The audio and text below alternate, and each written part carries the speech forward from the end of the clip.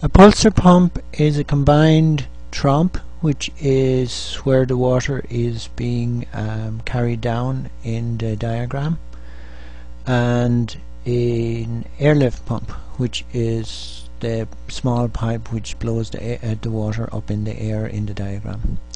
And water simply goes down through a pipe and into a chamber and carries air with it, and the air pushes water up through the chamber.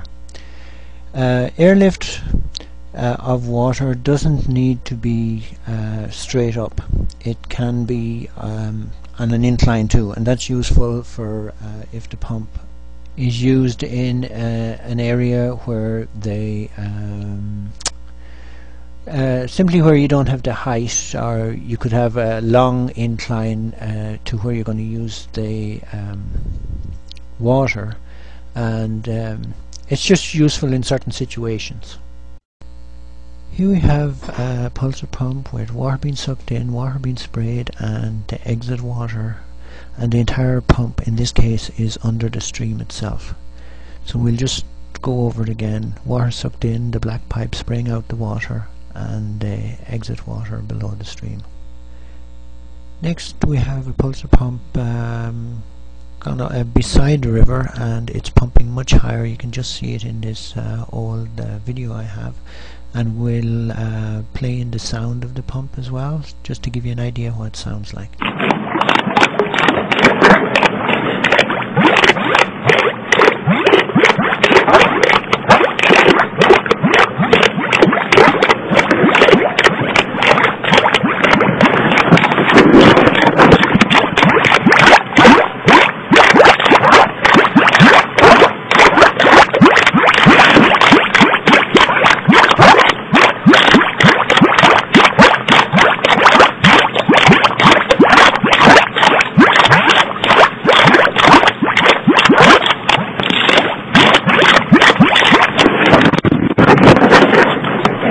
Next up, we're going to show you a little model of the airlift process, and that's the small pipe in the middle of this little diagram where the air and water mixture is being blown up in the air through the little small pipe, and it comes to you now.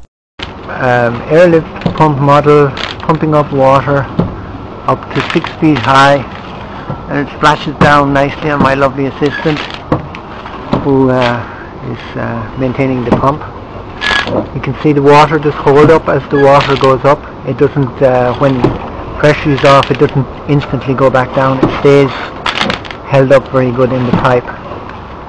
And there's the pump working away. Next up, we have the water carrying air down in a model, and it's the same as what is happening in the large pipe on the left of your screen now, and this is what takes place in the model that's coming up in the next little piece of video. This would be the way the air bubbles go down in a normal pulsar pump. The model is only 3/4 of an inch wide in the downpipe, so sometimes big bubbles which cover the entire downpipe happen. This doesn't occur in a normal full size, say 3, 4, 5, 6 or wider inch diameter downpipe. Here we have a model of the entire pump. Here you can see the bubbles going down into the bottom chamber. Right down here, quite a lot of bubbles, and it's going pretty fast, and then it's going to come up through the little small pipe, and the air bubbles come up through it and blow out some water. The future of the pulsar pump depends on you, because big science has no interest in it. Here's a pump that has worked for 18 years, has no moving parts, and it's just made of wastewater pipes.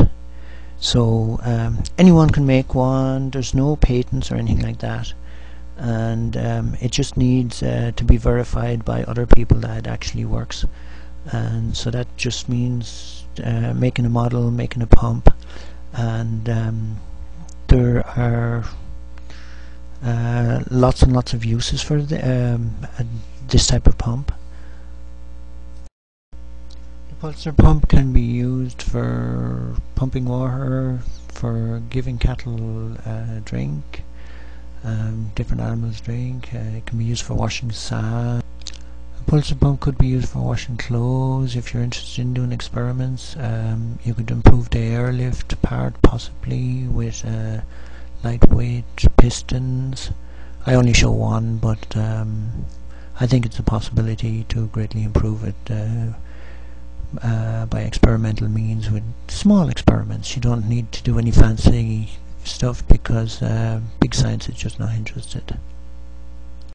So check it out, look in more detail at it, tell your friends and anyone who is into experimental science, and I believe we can move this device forwards and get it into use by perhaps millions of people across the world who have low head hydro but don't have the means to develop it with